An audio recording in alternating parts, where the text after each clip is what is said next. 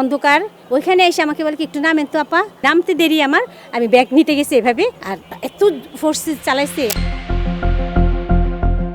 শেরেবাংলা থানা পাঠাইলো new market থানা। New market থানা বলতেছে আমাদের এরিয়া না। শাহবাগ থানা যাওয়ার পরে যাচ্ছে যে অফিসার নাই। এটা একটা হয়রানি। আমার সিএনজি ছিল, নাম বাদ ঠিক আছে, তো এটা তো আমার কাছে নাই। দাঁড়া ওইখানে, আমি কিন্তু ডিবির লোক। ৪২ বছর বয়সী খন্দকার আহরিন শাহানা গত ৭ অগস্ট চারখারপুলের ভাইয়ের বাসা থেকে বের হয়ে ওঠেন সিএনজি চালিত অটোরিকশায়। উদ্দেশ্য মিরপুরের পাইকপাড়া নিজের বাসা। সঙ্গে ছিল ৩টি ব্যাগ, একটিতে ১৫ কেজি গরুর মাংস, অন্য ২ ব্যাগে জামাকাপড়, গয়না ও কিছু নগদ টাকা। শাহানাকে বহনকারী অটোরিকশাটি ঢাকা মেডিকেল পার হয়ে ঢাবির আবাসিক হল স্যার এএফ রহমান হলের কাছাকাছি পৌঁছায়। তখনই ঘটে ঘটনাটি। মোটরসাইকেলে থাকা এক ব্যক্তি তার অটোরিকশা থামিয়ে নিজেকে ডিবির লোক বলে পরিচয় দেন। এরপর চালককে বলেন, তুমি সিগন্যাল অমান্য করেছো, গাড়ি নিয়ে থানায় যাও, আমি তোমার যাত্রী এই আপাকে বাইকে করে থানায় নিয়ে যাচ্ছি। ড্রাইভার ফোনে কার সাথে জানি কথা বলতেছে, কিন্তু বোঝা যাচ্ছে না কি বলছে। পরে আবার ফোনটা রেখে দিছে। পরে পিছন দিক থেকে একটা বাইক নিয়ে এসে বলছে কি, এই ড্রাইভার, তোকে দাঁড়াইতে বলতেছি, দাঁড়াস না, দাঁড়ায় না, তাও আবার চলে যাচ্ছে। দাঁড়া ওইখানে, আমি কিন্তু ডিবির লোক, তোর কিন্তু তুই অমান্য করছিস সিগন্যাল, তোরে এখন থানায় যেতে হবে, তোর নামে মামলা হয়ে গেছে।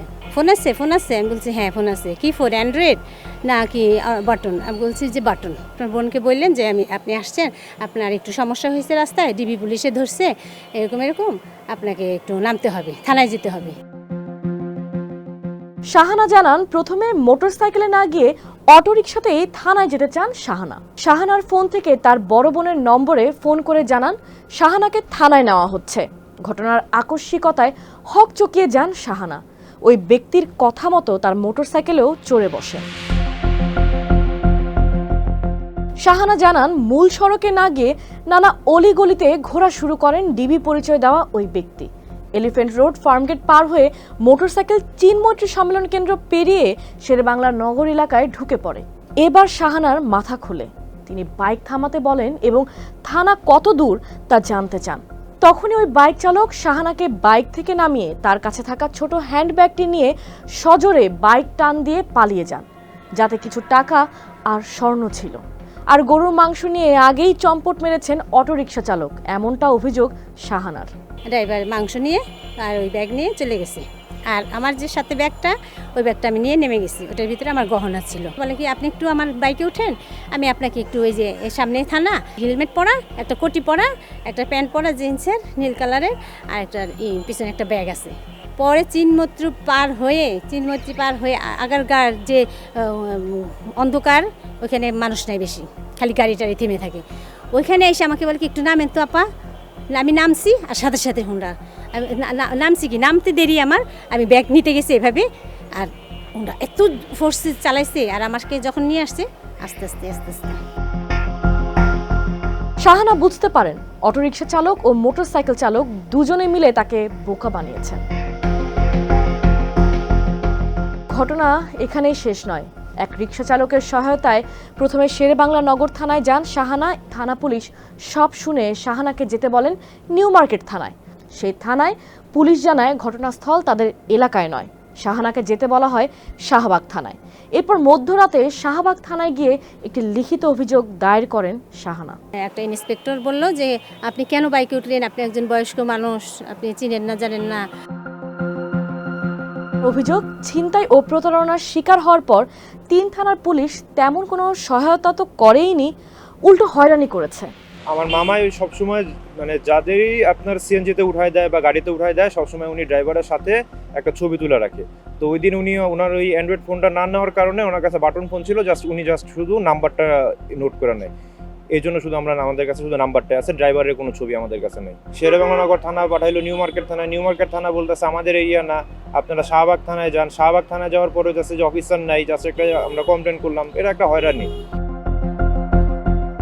শাহানাকে সিএনজি চালিত অটোরিকশায় তুলে দেওয়া ভাইয়ের নাম কবির আহমেদ। টিবিএস কথা বলে তার সঙ্গে। তিনি জানান, বোনকে সিএনজিতে তুলে দেওয়ার পর সিএনজির রেজিস্ট্রেশন নম্বরটি মোবাইলে লিখে রেখেছিলেন। সেই সিএনজি নম্বরটি হলো ঢাকা মেট্রো থ 140522। ঘটনাটির অনুসন্ধানে নামে টিবিএস। কর্তৃপক্ষের মাধ্যমে জানা যায় ঢাকা মেট্রো থ 140522 নম্বরের গাড়িটির মালিকের নাম রাশেদুর রহমান। তিনি রাজধানীর শ্যামপুর এলাকার বাসিন্দা। আর এই অটোরিকশাটি বিআরটিএতে রেজিস্ট্রেশন হয় 2002 সালের 2 নভেম্বর।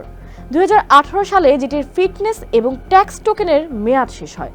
অর্থাৎ প্রায় 7 বছর যাবৎ এই অটোরিকশাটি সড়কে অবৈধভাবে চলাচল করছে, অথবা এমনও হতে পারে এই নম্বর ব্যবহার করে কোনো চক্র অপরাধ করে বেড়াচ্ছে।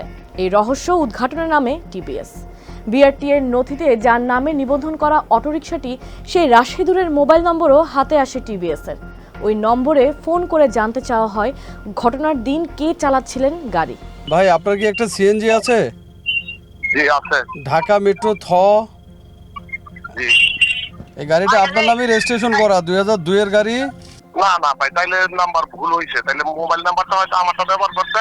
কিন্তু আপনার সিএনজি ছিল তো? এটা আমার সিএনজি ছিল, আমার সিএনজি সিলভার কালারের প্রাইভেট সিএনজি। প্রাইভেট? হ্যাঁ হ্যাঁ, সিলভার কালার। নাম্বার ঠিক আছে। এই সিএনজিটা এখন আপনার কাছে নেই? না ভাই, এটা তো আমার কাছে নাই। এটা কবে বিক্রি করছেন আপনি? আমি তো মনে হয় বিক্রি করছি কমসে কম 8-10 বছরই। এটা কার কাছে বিক্রি করছেন ভাই? এটা মিরপুরে বিক্রি করছিলাম, মিরপুরের এক লোক নিয়ে গেছিল। তার নাম্বার, যোগাযোগের ঠিকানা আছে? না ভাই, আমার কাছে কোনো যোগাযোগের ঠিকানা নাই। এদিকে এ ঘটনায় এখনো কেন মামলা নেয়নি পুলিশ জানতে চাইলে অভিযোগের তদন্তকারী কর্মকর্তা জানান ঘটনাটির তদন্ত করা হচ্ছে। ঘটনাটা হয়েছে ওখানে ওনাকে নামাইছে, ওনাকে এখান থেকে বাইকে করে উঠায় নিয়ে গেছে চীন মৈত্রী সেতু আছে কেন্দ্রে, ঠিক আছে? তো ওইটা হচ্ছে আমাদের থানা এলাকা না, বুঝতে পারছেন? তো ওইখান থেকে সিসিটিভি ফুটেজ নিতে হইলে, বুঝতে পারছেন, ওই অভিযোগের ভিত্তিতে আসলে হয় না। সিসি ক্যামেরা ফুটেজ এখানে ম্যাক্সিমাম সিসি ক্যামেরা গুলোই অকেজো। এখন এই সিএনজি ওয়ালা জড়িত আছে কিনা এটার জন্য হচ্ছে আপনার ওনারকে ইয়ার মাধ্যমে যোগাযোগ করতে হবে। মানে ওই উনি যদি আমাকে রাইনা দিতে পারতো, তো সেক্ষেত্রে আমি একটু ভাই উনি তো ভুক্তভোগী, কিভাবে সিএনজি ডিটেইলস বের করবে? আপনারা পুলিশ, আপনারা চাইলে পারবেন। আমি কি পারবো ভাই? আমার তো মামলা রেফারেন্স ছাড়া আমি তো বিআরটিতে আবেদনই দিতে পারবো না। গত 26 জুন দুপুরে রাজধানীর মতিঝিলে ডিবি পরিচয় 30 লাখ টাকা ছিনতাইয়ের ঘটনা সব গণমাধ্যমেই এসেছে। ওই ঘটনায় অবশ্য 3 জনকে গ্রেপ্তার করেছে মতিঝিল থানা পুলিশ। তখন ছিনতাইয়ের কাজে ব্যবহৃত গাড়ি ও 89,000 টাকা উদ্ধার করা হয়। এর আগে 15 মার্চ নারায়ণগঞ্জের ঢাকা চট্টগ্রাম মহাসড়কে অস্ত্র ঠেকিয়ে ডিবি পরিচয়ে 1,10,00,000 টাকা ছিনতাইয়ের ঘটনা ঘটেছে। গত 14 জুন উত্তরায় র্যাব পরিচয়ে নগদের ডিস্ট্রিবিউশন অফিসের 1,08,00,000 টাকা ছিনতাই হয়। আইন শৃঙ্খলা বাহিনীর পরিচয়ে এসব ঘটনা দিন দিন বাড়ছেই। সমাজ ও অপরাধ বিশেষজ্ঞরা বলছেন 5 আগস্টের পর আইন শৃঙ্খলা বাহিনীর মনোবল ভেঙে গেছে। এই সুযোগটি কাজে লাগাচ্ছে অপরাধী চক্র।